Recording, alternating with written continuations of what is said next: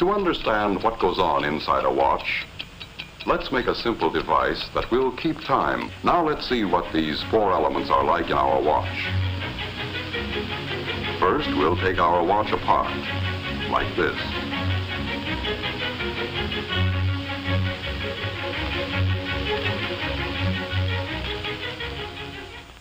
We'll begin with this part, the mainspring and barrel assembly. And so we can see everything that goes on inside, let's use giant parts to make a watch model. This is the mainspring, and it lives inside the mainspring barrel.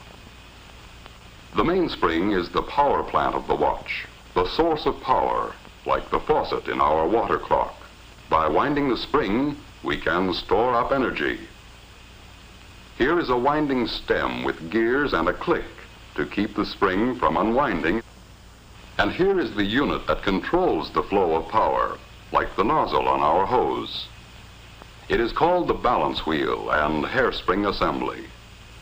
It consists of the balance wheel, hairspring, balance staff or axle. Fastened to the balance staff is a part called a roller. To the roller is attached an upright jewel pin. Let's see how these work together. A push on the jewel pin will start the balance wheel moving, and more pushes will keep it moving.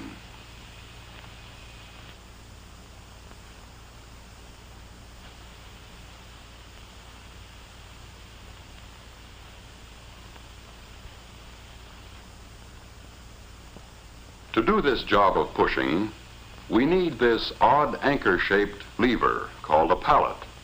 It can be mounted so that when we move the pallet back and forth, we can apply a series of impulses to the jewel pin to keep the balance wheel in motion.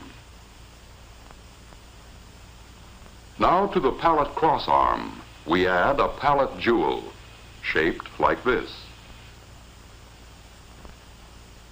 Here is a wheel called an escape wheel, with teeth on it so shaped that they will push the pallet jewel and jog the balance wheel into motion.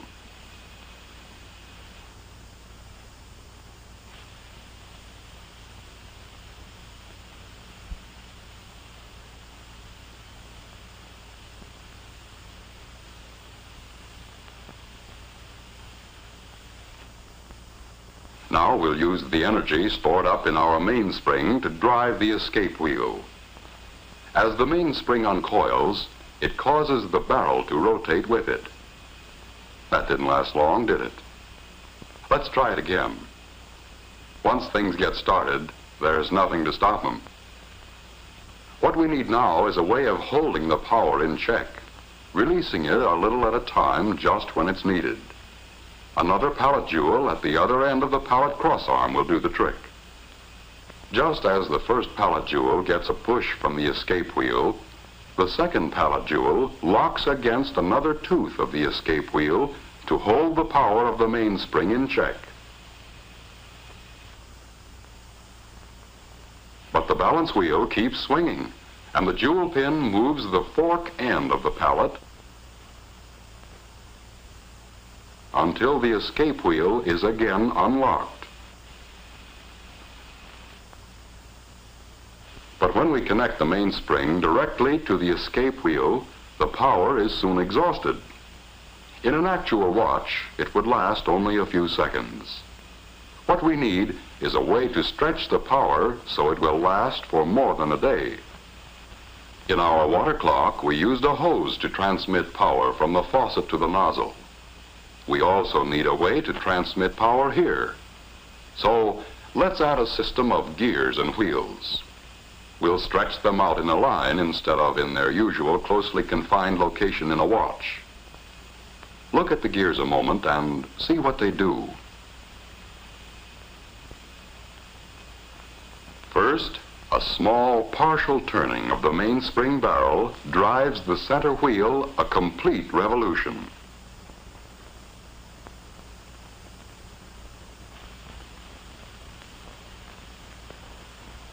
A partial revolution of the center wheel drives the third wheel a complete revolution.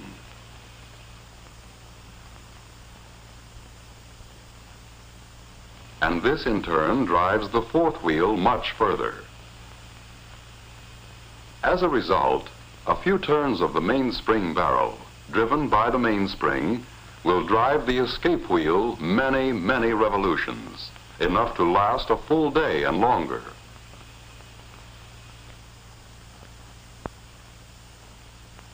What we have now is a complete model watch train.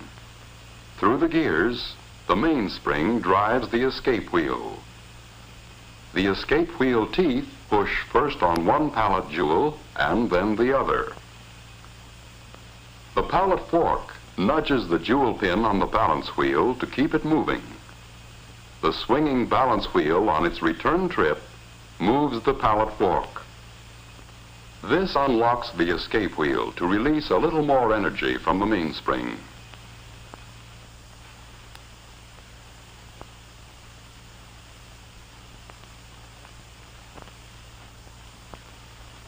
Back and forth, the balance wheel swings, controlled by its small coiled spring, the hairspring, in perfect rhythm. Each swing unlocks the escape wheel so it can give an extra push to a pallet jewel, and this is passed on to the balance wheel assembly to keep the watch ticking far more steadily than any beating heart. All we have to do now to measure time is count the ticks. But this would be a tedious job and not very practical. Just as we needed a dial on our water clock, here too we need a method for recording the flow of power. So to the shaft of this gear or wheel, we add an indicating hand to measure seconds. As the gear train of a watch moves far enough to make 5 ticks of the escapement, the second hand moves 1 graduation on its dial. To count the minutes, we can attach a dial and fasten a pointer to this gear wheel, which is just the right size so that it turns 1 complete revolution while the second hand makes 60 revolutions.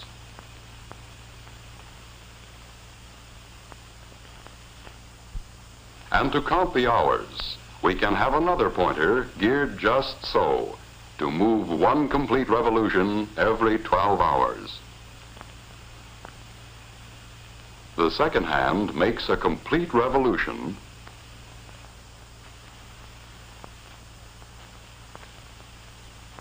and the minute hand moves 1 graduation, and when the minute hand makes a complete revolution, an hour has passed.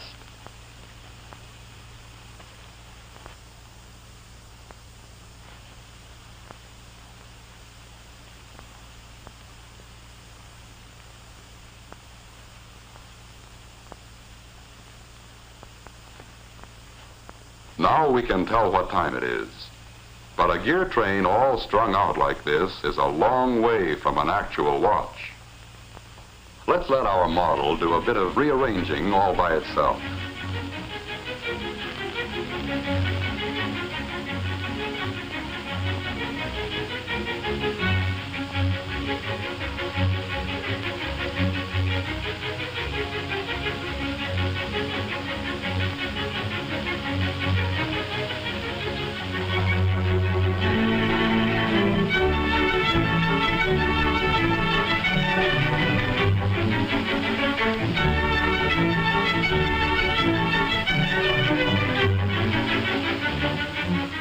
Now we know what time it is, and how and why we know. A fine watch itself is, of course, a compact precision mechanism with parts miraculously small and fashioned by craftsmen with incredible accuracy. But the basic principles are those we have just seen, frequently applied on a scale almost microscopic to produce the world's most accurate portable measuring instrument. In a truly fine watch, there are many things which make possible the accurate control and release of power. Jewels, for example. Many people correctly believe jewels increase the value of a watch. They increase the value all right, but not by being ornamental. Jewels are in a watch strictly for business. They add to the value only when correctly placed and used. They are the bearings which lessen friction, increase the regularity of the running, and greatly extend a watch's life of dependable service. Harder than the finest steel, these tiny surfaces are finished so smoothly they reflect images like a camera lens. And working with oil, it takes a drop no larger than a pinhead for the entire watch. There is almost no friction. If any single part of a watch can be called more important, it's the hairspring. It absorbs and gives out an equal amount of force with each beat or swing at regular intervals. In a fine watch, the hairspring has uniform thickness throughout its whole length, is polished to a mirror-like finish, and made of metal relatively unaffected by magnetism or changes in temperature. It can be apparently distorted, but it always returns to perfect shape. Hairsprings are overcoiled, like we see here, to allow the spring to breathe evenly. Were this not done, the spring would coil and uncoil unevenly, fluff out on one side, and interfere with the accuracy of the watch. Because a watch is required to run in any position, to be accurate, the balance wheel must be perfectly balanced in any position. This is done by poising. The wheel is poised when there is no effect of the pull of gravity reflected in its action on the knife-like edges of the instrument which checks it. With perfect poising, and with the hairspring centered on the balance wheel, it runs accurately in any position all the time. And it's the same with all the parts. The tiny screws, scarcely larger than a speck of dust. The exceedingly small shafts. The precisely made gears and pinions. The sturdy nickel-silver plates and bridges. Every part is made with utmost precision. Precision which approaches perfection. When we look at the almost invisible parts, understand what they are required to do, realize the uncanny skill needed to make a fine watch, we can easily understand why it is a masterpiece of precision and accuracy. Here is a truly wonderful mechanism. With it, you can accurately measure the passing of time and record that passing for your use and convenience. But this mighty little servant is a creation of beauty, too. A precious possession to be worn with pride and confidence every day, every week, every month, year after year. Listen. What do you hear? It's the ticking of a fine watch. Wherever you go, whatever you do, America's fine watch ticks steadily, accurately on. 5 ticks every second.